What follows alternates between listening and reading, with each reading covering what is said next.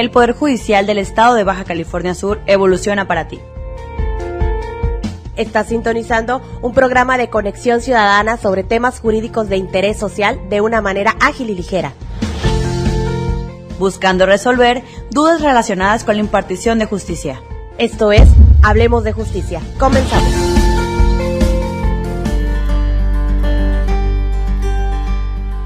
Hola, muy buenas tardes, amigos y amigas. Bienvenidos a Hablemos de Justicia. Los saluda su servidora, la licenciada Ligia Patricia Muñoz Peña, consejera de la Judicatura del Poder Judicial del Estado.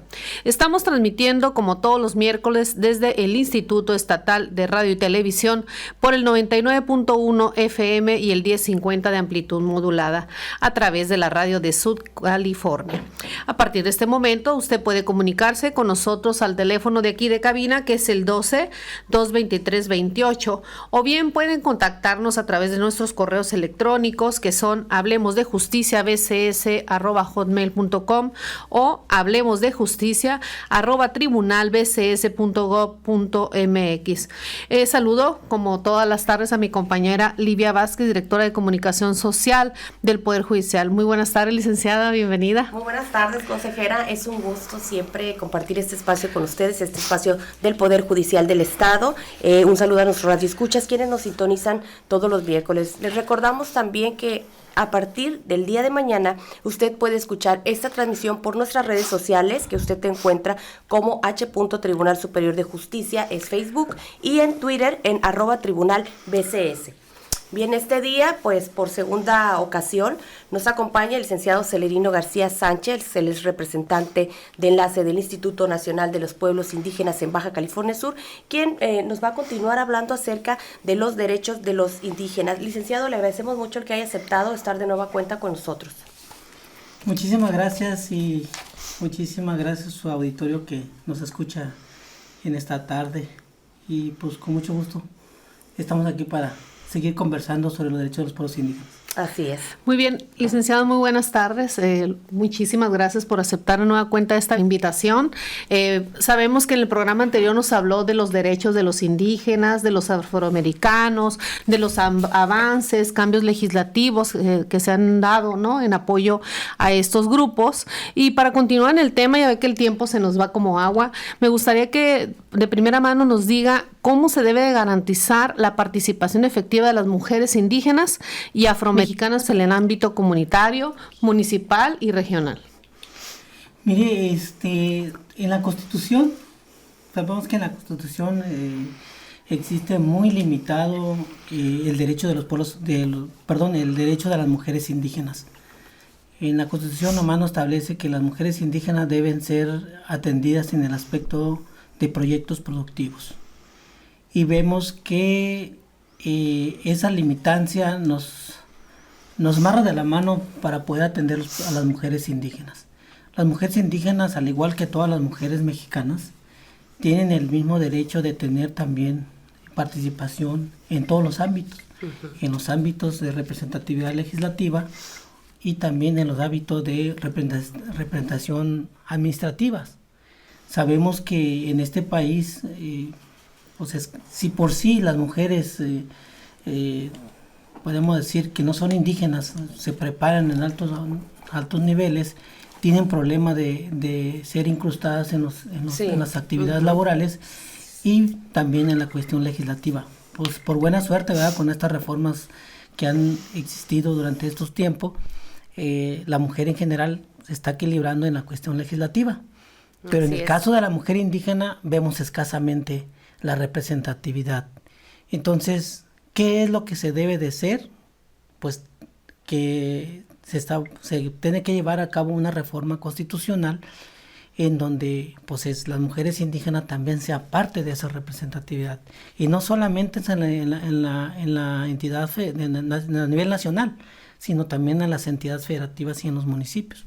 Entonces, por eso es tan importante que la mujer indígena tenga esos espacios y que no sea excluidas en ese derecho constitucional que deben de tener, ¿no? Muy bien. Sí, ¿cuáles vendrían siendo las principales necesidades y los problemas que afectan a este tipo de grupos?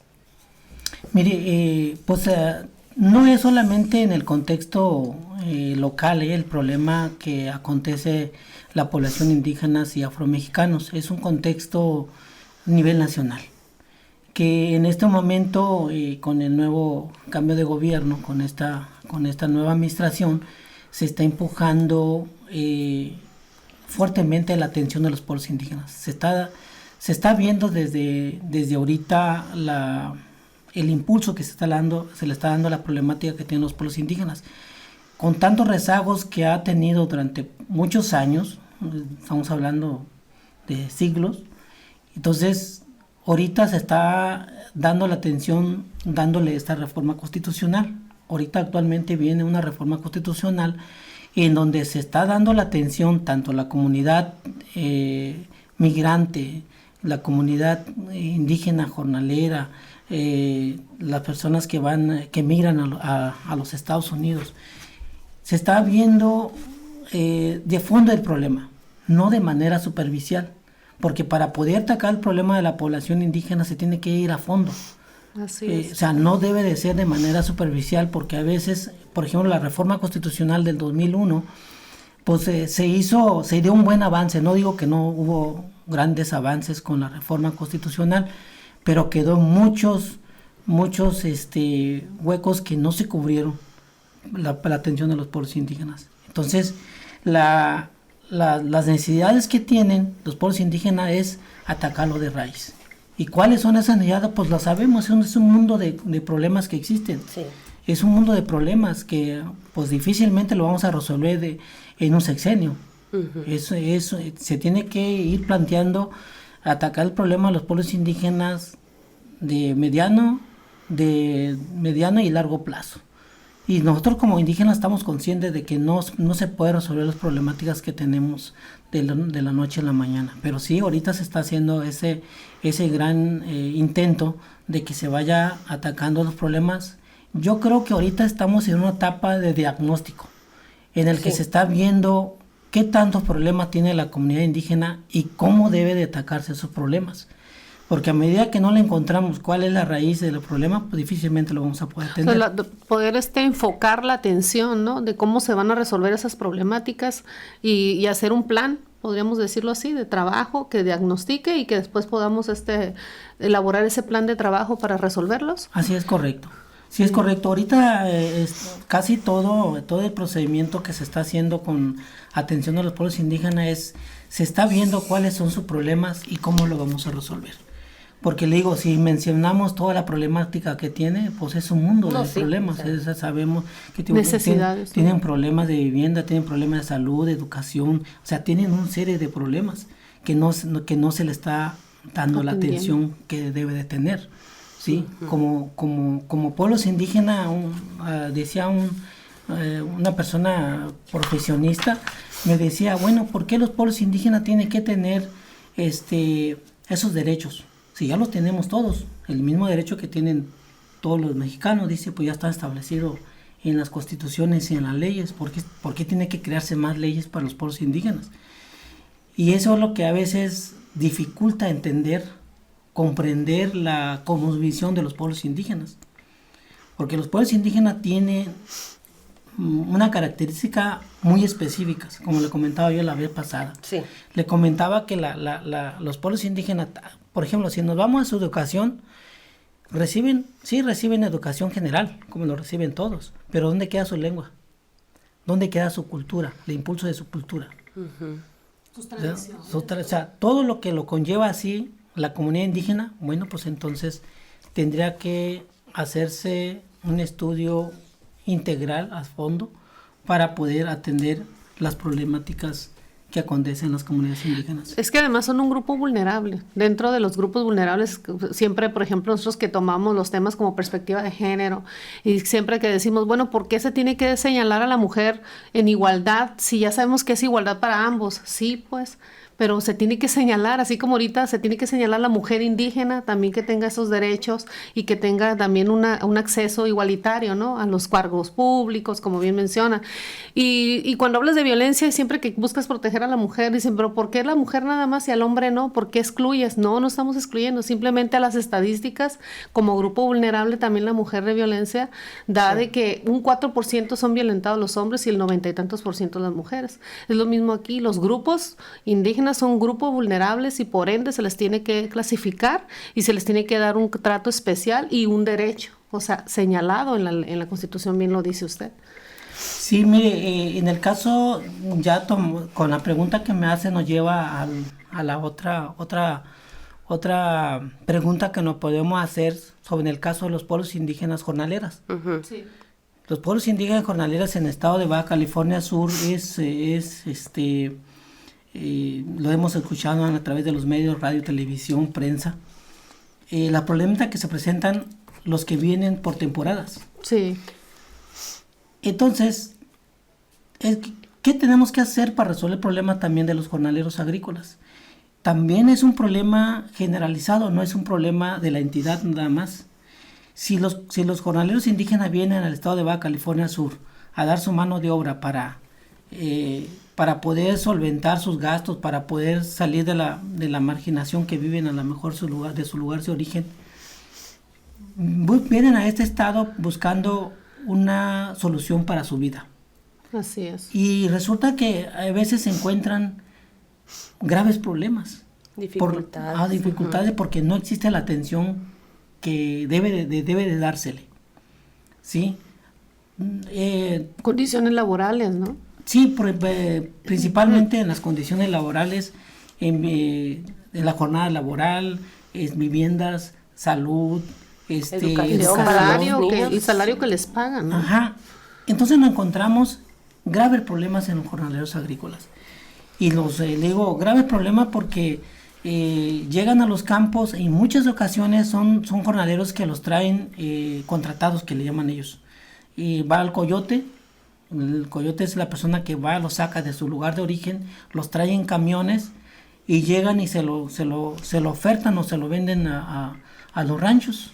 Uh-huh. Wow. A los rancheros o a los campamentos, y ahí se quedan, y a veces esos jornaleros se ven obligados a trabajar con ese patrón, porque ese patrón no los deja ir tan fácil, los tiene ahí en condiciones a veces hasta infrahumanas, porque porque ya los compró o ya los pagó el traslado para llegar a trabajar en ese rancho, y eso es preocupante. Entonces si es preocupante, es importante que a través de ahora con la nueva reforma que se viene, con la reforma que viene, precisamente se va a atacar el tema, se va a atender el tema de los jornaleros agrícolas, se va a atender el tema de los migrantes indígenas. Los niños. Entonces, también. todo ese asunto pues se trae en esta nueva impulso que está llevando a cabo sobre la consulta de los pueblos indígenas. Perfecto, bueno, pues ya llegamos a la primera parte de este programa. Vamos a una pausa. Yo les invito a que se quede con nosotros a conocer más acerca de los derechos de los indígenas. Vamos a un corte y ya regresamos. Esto es Hablemos de Justicia. Ya estamos de regreso. Esto es Hablemos de Justicia. Bien, ya regresamos, qué bueno que sigue en sintonía con nosotros. Recuerde que estamos con el licenciado Celerino García Sánchez, representante enlace del Instituto Nacional de Pueblos Indígenas de Baja California Sur. Estamos hablando acerca de los derechos de los indígenas. Bueno, pues para continuar, tenemos representación de los pueblos indígenas y afromexicanos en los congresos locales y federales. ¿Es suficiente o habrá que implementar más mecanismos? Mire, es una pregunta sumamente interesante. Es un tema de relevancia ahorita a nivel nacional. Uh-huh. Los pueblos indígenas en toda la República Mexicana han estado reclamando su representatividad en la toma de decisiones de los gobiernos. Uh-huh. No solamente en el gobierno a nivel nacional, sino a nivel entidad y municipal. Entonces, ¿qué es lo que tenemos que hacer? Reformar la Constitución. Fíjese, no puede ser posible que a nivel nacional tenemos 500 diputados y los pueblos indígenas representan más del 20% de la población total. Quiere decir de que 500 diputados, si nomás hablamos del 20%, le corresponde 100 diputados como indígenas. Uh-huh. tenemos 128 senadores que por ley, si vamos a porcentaje, los pueblos indígenas le corresponde aproximadamente 24 senadores. ¿Y cuántos hay en el Congreso de la Unión? Pues cuando mucho, si lo contamos con el dedo, pueden llegar 5 o 6 diputados que son los que están representando a los pueblos indígenas a nivel nacional. Y luego no están representados porque la ley así lo especifique. Están representados porque algunos partidos políticos propusieron a los indígenas en algunos de los distritos para que sean reconocidos que fueran elegidos como diputados. Entonces, por eso en este asunto sí es sumamente interesante que los pueblos indígenas puedan tener representatividad para que puedan hacer propuestas en los cambios que está llevando a cabo el país, que tengan injerencia en esas tomas de decisiones para que la justicia sea justa para todos y que no solamente algunos cuantos tomen las decisiones que ellos consideran que se debe de ser. Los pueblos indígenas ya no pueden estar a la espera en la espera de que alguien opine por ellos, de que ellos hagan por ellos.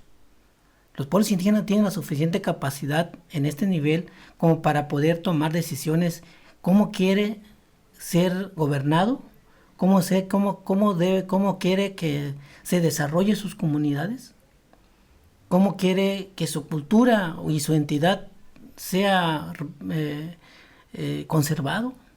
Entonces, por eso es tan importante la toma de decisiones en todos los niveles, como le decía yo, como tanto en la federal como en las entidades federativas y en los municipios. Nosotros aquí en Baja California Sur, yéndonos concretamente en Baja California Sur, tenemos graves problemas porque no vamos a encontrar una legislación que vea sobre la representatividad, y por eso también ahora la compañera Petra Juárez, diputada local, ella es indígena popoloca, ella está llevando a cabo una reforma constitucional, y esa reforma pues está llevando también la propuesta de la representatividad de los pueblos indígenas, y eso es un paso agigantado que se está dando en Baja California. Y por eso también, una vez que se reforme la Constitución, tendrá que los municipios adaptar eso en sus reglamentos municipales también para incrustar en las regidurías a los hombres indígenas dentro de esa representatividad. Por eso sí es tan interesante la reforma que viene, y es tan importante participar en esas tomas de decisiones. Por eso no es suficiente con lo que hay. Sí, muy bien. ¿Y cómo debe de ser el gobierno de México para reconocer, identificar a los pueblos indígenas y afromexicanos como sujeto de derecho público? Mire, también es un tema nuevo el decir que los pueblos indígenas tienen que ser sujeto de derecho público. En todas las leyes, tanto la federal como las locales, en algunas entidades federativas, que es de interés público. Al decir interés público, siempre vamos a depender de la autoridad. Vamos a siempre estar sometidos bajo lo que nos ofrezca el Estado. Sí. Cuando es un sujeto de derecho público ya no es tal cosa. Cuando los pueblos indígenas sean sujetos de derecho público, tendrán derecho de iguales, ¿sí? Que merece el derecho de que se le reconozca en la manera de su pluricultural, multiétnico, sus sistemas normativos, ¿sí? La impartición de justicia tiene que ver en cómo nos compete realizarlos. Por ejemplo, nomás le pongo un ejemplo en el caso de impartición de justicia, que usted que está en esa área. Cuando se juzga a un indígena, por ejemplo, si es sujeto a derecho público, si la ley nos dijera que fuéramos sujeto a derecho público, se tendría que aplicar la justicia de tal manera que tiene que considerar el contexto de los pueblos indígenas y no aplicarle una ley general. Sino, okay, sí. O sea, tampoco se le va a perdonar el delito, eso no lo estoy diciendo. O sea, ningún delincuente o ninguna persona que cometa alguna acción delictiva se le pide que se le perdone o se le condone la pena. Simplemente que el castigo debe de ser, el procedimiento tiene que ser justo, como debe de ser. Tomando en consideración las costumbres, sí, las usos y tradiciones, costumbres. los usos del pueblo, ¿no? Así es, porque por ejemplo existe un protocolo para sancionar cualquier individuo indígena que haya cometido algún delito. Y en casi en todo el país no se aplica ese protocolo. Por eso es tan importante la pregunta que usted me hace, que ser sujeto a derecho público nos implica una serie de cosas, que el Estado reconozca el sistema normativo de los pueblos indígenas, cómo eligen a sus gobernantes, porque por ejemplo en Oaxaca existen 570 municipios. De esos 570 municipios, 417 eligen a sus presidentes municipales con su sistema normativo, es decir, por usos y costumbres. 153 están por elección constitucional. Entonces, mayoritariamente los pueblos indígenas eligen a su autoridad. Ahora están creando otro sistema de gobierno. Por ejemplo, en Michoacán, que están proponiendo no municipios, sino la creación de consejos que representen al municipio. Entonces, con todo este cambio que hay, al ser sujeto a derecho público nos permite ampliar el abanico para reconocimiento de derechos de los pueblos indígenas. Entonces, el tema del sujeto de derecho público, voy a repetir, es muy amplio porque recoge todos los derechos de los pueblos indígenas. De lo que decíamos ahorita sobre la educación, sobre la salud, sobre sus tierras, su autonomía, su libre determinación, todo ese contexto lo recoge el ser sujeto de derecho público. Entonces, o sea, esta es una nueva novedad que viene ahora con la nueva reforma que nos trae la Constitución, que realmente sí va a poder ser atender a la comunidad indígena. Ahora sí va a ser una ley que sí va a abrir más la brecha para atención de los pueblos indígenas, la cual no digo que el artículo segundo anterior no estaba bien, sí tenía parte de, pero quedaron muchas cosas rezagadas de los acuerdos de San Andrés, y este es uno de los acuerdos de San Andrés que se van a agregar en la nueva reforma de la Constitución. Muy bien. Pues, bueno, voy a hacer un comentario, licenciado. Por ejemplo, una tradición que tienen en ciertos pueblos es que las niñas, ¿no?, pueden casarse, aunque sean a menor de edad, o ofrecerla a la familia desde que nacen, ¿no?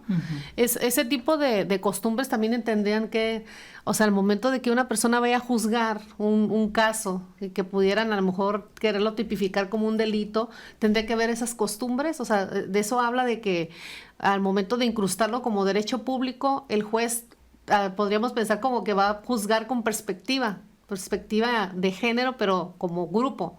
O sea, es decir, la costumbre de ese pueblo va a radicar para que el juez diga, ¿sabes qué? Esto es una costumbre de ellos, la respeto, o va a minorar la pena. O sea, ejemplo de que haya habido un menor, ¿no? Ahorita con tanta protección que hay para los niños, niñas y adolescentes. Mire, fíjese, en la reforma constitucional viene el derecho de los niños, el derecho de los niños y niñas indígenas. Ah, ok. Y eso, muy bien, ¿verdad? En la reforma constitucional viene la anulación de la palabra usos y costumbres.